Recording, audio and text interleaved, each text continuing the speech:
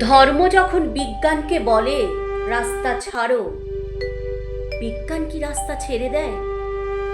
পোপের ভয়ে দেশান্তরী হয়েছিলেন Leonardo da Vinci. সারাদিন একটা অন্ধকার ঘরের মধ্যে পায়চারি করতেন গ্যালিলিও গ্যালিলেই।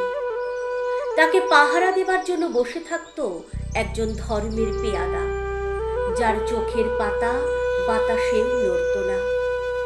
বিজ্ঞান কি তখন থেমেছিল? তীর্থের পাণ্ডাদের হৈ হৈ তাদের লাল চোখ কি পেরেছিল পৃথিবীকে বেঞ্চের ওপর দাঁড় করিয়ে সূর্যকে তার চারদিক ওঠবস করাতে?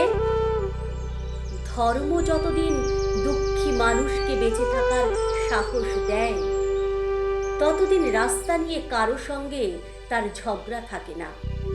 রাস্তা কারোর একার নয়, বরং তাকেই একদিন রাস্তা ছাড়তে হয় যার স্পর্ধা আকাশ ছুঁয়ে যায়।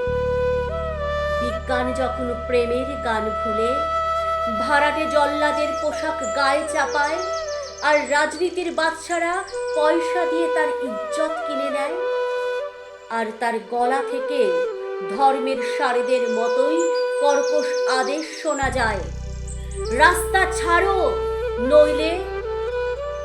পৃথিবীর কালো সাদা হলুদ মানুষের গান, তাদের স্বপ্ন এক মুহূর্তে সেই চিৎকার শুনে থমকে তাকায়।